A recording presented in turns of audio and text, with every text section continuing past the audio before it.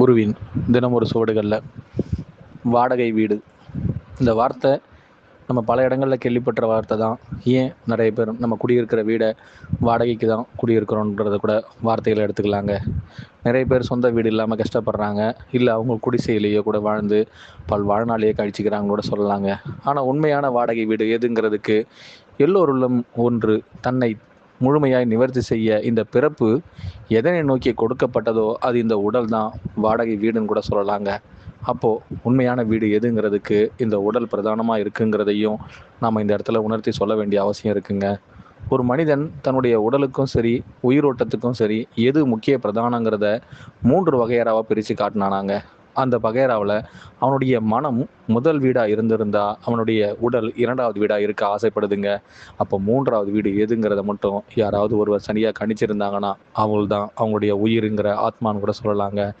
பணிவிடை தரும் நேரத்துலலாம் எல்லோருமே, அதாவது பணிவிடை தரும் நேரத்தில் எல்லோருமே தன்னுடைய உடலை விட்டும் மனதை விட்டும் இந்த உயிர் பிரியும், அதாவது இந்த பிரபஞ்சத்தோடு கலக்கும் நேரத்தில் இந்த வாடகை வீடு எதனை சொல்ல ஆசைப்பட்டதோ இறுதி கட்டுரை ஒன்று எழுதுமாங்க.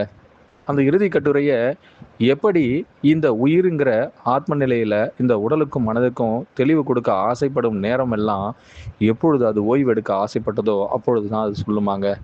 பிறந்திலிருந்து இறப்பு வரைக்கும் அது எப்பொழுதெல்லாம் சொல்லணும்னு ஆசைப்பட்டு தன்னுடைய வாழ்நாள் முழுவதும் அதற்காகவே அது வாழ்ந்து வாழ்ந்து வாழ்ந்து கடைசியில் இந்த உடல்ங்கிற முதல் வீடும் 2வது வீடாகிய மனமும் மீண்டும் மீண்டும் அவர்களின் உயர்தன்மையிலிருந்து அவர்கள் மாறாமல் இருந்தால் மட்டும்தான் அந்த 3வது வீடு சொல்லும் முக்கிய வார்த்தையின் அர்த்தத்தை புரிந்து கொள்ள முடியுமாங்க.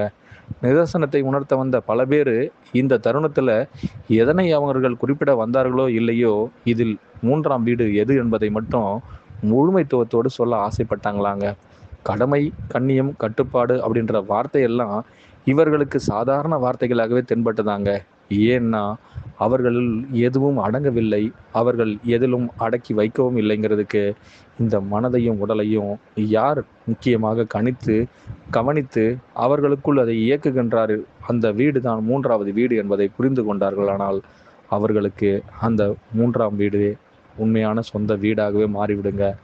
அப்போது அவர்களின் இந்த 2 வாடகை வீடும் அவர்களுக்காக என்றுமே மாய்ந்து மறைந்து மீண்டும் உயிர் தெழும் பொழுதெல்லாம் அந்த 3வது வீடு ஒவ்வொரு தருணத்திலும் அழியாத பெரும் வீடாகவும் அழியாத பெரும் செல்வமாகவும் அவர்களோடவே பயணிக்குமாங்க.